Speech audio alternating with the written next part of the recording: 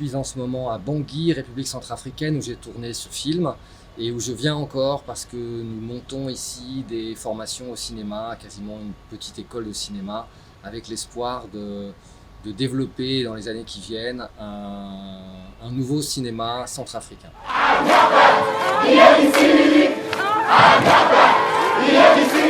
La Centrafrique retient son souffle. 13 personnes sont mortes il y a 3 jours au nord de la capitale.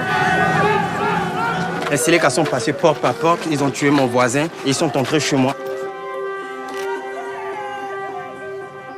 Tu rencontres pas les gens. T'es d'un côté de l'objectif et puis eux ils sont de l'autre. Tu peux pas te mettre à leur place, c'est impossible.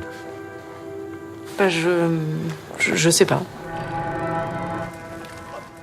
En fait, ça fait déjà quelques années que je réfléchissais à faire un film sur les reporters de guerre. Ça faisait aussi quelques années que je réfléchissais à faire un film sur un conflit africain, sans trouver forcément la manière dont moi j'allais raconter cette histoire. Et c'est vrai que quand j'ai découvert ce personnage de Camille Lepage, j'ai eu une sorte de sentiment de proximité avec elle. Alors évidemment, moi je ne suis pas une femme, je n'ai pas 25 ans, je ne suis pas photographe, je ne suis pas aussi courageux qu'elle, je n'ai pas la même vie.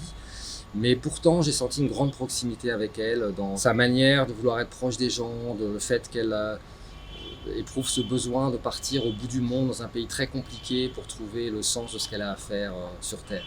Et pour la première fois avec Camille, je choisis un personnage qui est proche de moi, qui est une sorte de double pour moi avec toutes nos différences, qui me permet d'interroger ma propre place. Voilà. Qu'est-ce que c'est que regarder ?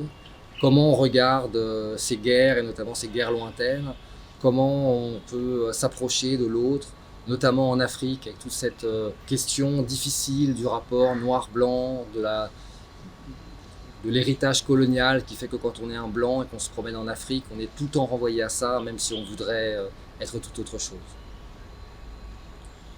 La première chose que j'ai faite quand j'ai décidé de faire ce film sur Camille, c'était de rencontrer la famille Lepage, c'est-à-dire sa mère, son père et son frère. Et on s'est rencontrés dans un café parisien. Et c'est vrai que ce jour-là, j'étais vraiment, j'avais très peur. En fait. J'étais vraiment sur des œufs parce que j'allais vers eux. Camille était morte depuis moins d'1 an. Et je leur demandais de faire un film sur leur fille, et j'avais l'impression d'être un mec horrible. En fait, j'avais l'impression de leur demander quelque chose, de venir comme un vautour. Et donc, je me suis excusé 10 000 fois. Je leur ai expliqué qu'est-ce que je voulais raconter à travers l'histoire de leur fille, pourquoi je m'intéressais à leur fille, pourquoi je me sentais proche d'elle. Ils ont ensuite demandé un temps de réflexion, et puis ensuite ils m'ont répondu. Et à partir du moment où ils m'ont répondu oui, où ils ont accepté de faire le film, ça a été une collaboration très facile et très, très belle, je dois dire. C'est-à-dire qu'à la fois, ils m'ont laissé entièrement libre. Et c'était clair que c'était mon film, que c'était moi qui en était l'auteur, que c'est moi qui écrirais ça comme je voulais. Mais en même temps, par respect, je dirais, je les tenais informés de l'avancée de l'écriture. J'ai eu une relation assez étroite, même avec la maman de Camille, qui s'occupe beaucoup de l'héritage de sa fille, qui s'est beaucoup occupée de faire des expositions, qui a fait 2 livres sur les photos de Camille Lepage, donc qui est très investie dans la mémoire de sa fille. Et pour moi, le fait de savoir qu'ils étaient là, et notamment que Marie-Vonne, la maman de Camille, était là, ça changeait pas mal de choses. On ne fait pas la même chose quand on sait que le film va être vu par la maman de la personne dont on raconte l'histoire. On se pose à soi-même des limites en termes de pudeur, en termes de respect de la dignité de la personne, ce que je trouve très bien en fait. J'ai l'impression, moi j'ai commencé ma carrière de cinéaste avec le documentaire, et quand on travaille en documentaire, on se pose toujours ces questions-là. Et j'ai l'impression que quand on fait de la fiction, il faut garder presque les mêmes règles. Quand j'ai commencé à écrire Camille, j'ai d'abord commencé par faire un grand travail de recherche, d'enquête. J'ai rencontré la plupart des gens, enfin le maximum de gens qu'il avait connus. J'ai rencontré notamment tous les gens qui avaient travaillé avec elle. Comme je savais que le film se passerait majoritairement sur le terrain, je voulais connaître les gens qui avaient été avec elle au Sud-Soudan et surtout en Centrafrique.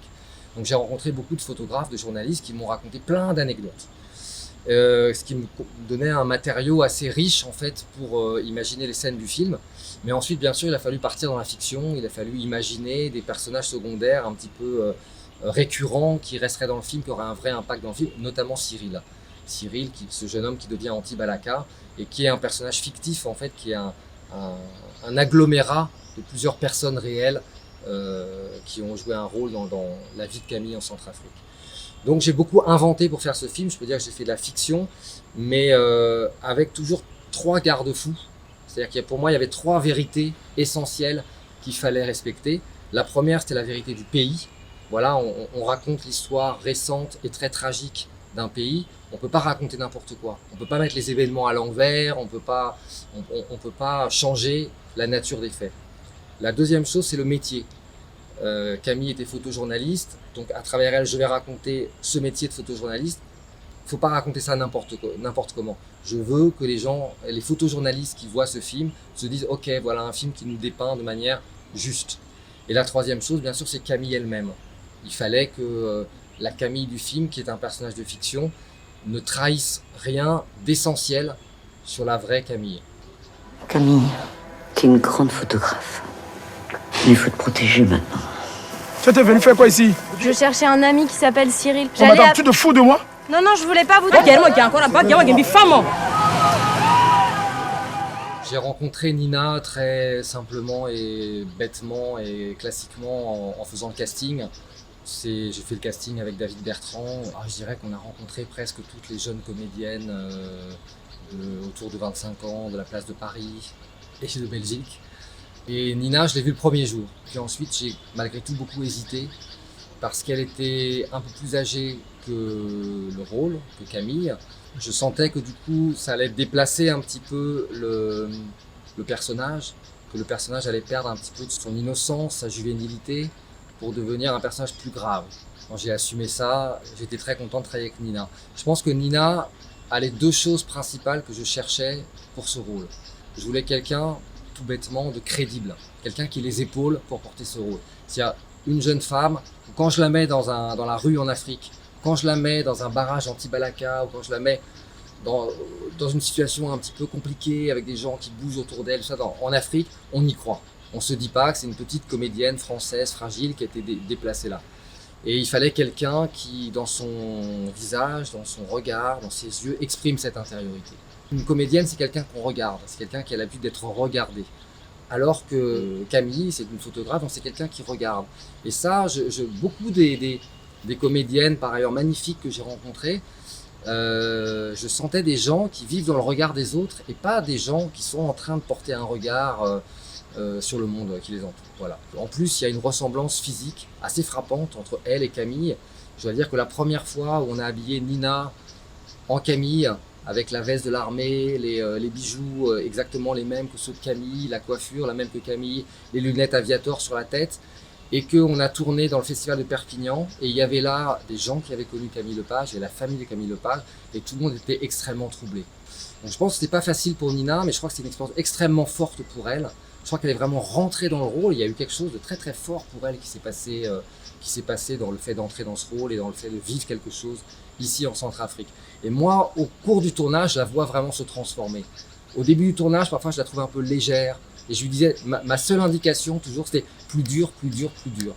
Je voulais sentir la baroudeuse, sentir cette forme d'endurcissement que peuvent avoir les journalistes qui font des terrains difficiles. Et petit à petit, j'ai vu beaucoup changer Nina. Et des scènes qu'on a retournées plus tard, je vois à quel point elle a changé.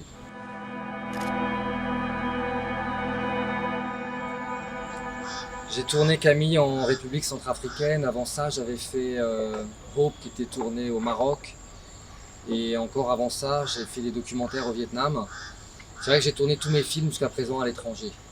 J'ai quasiment jamais tourné en France, à part un tout petit bout de Camille que nous avons tourné à Angers. Bon, tourner à l'étranger fait partie de mon désir de cinéma. Le désir de voyage, le désir de m'intéresser à quelque chose d'autre, de partir loin, de vivre une aventure fait partie de mon désir de cinéma.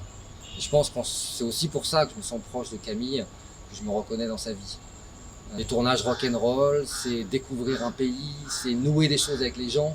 Et là, sur Camille, c'était magnifique parce que l'aventure de Camille, c'est en même temps ce que j'ai vécu avec tous les gens centrafricains qui travaillent sur le film, les comédiens, mais aussi toute l'équipe technique de Centrafricains qui travaillent sur le film, qui sont les gens que j'ai formés, que je forme encore, avec lesquels je travaille depuis 3-4 ans maintenant. Et c'est ces rencontres-là qui me donnent envie de faire des films.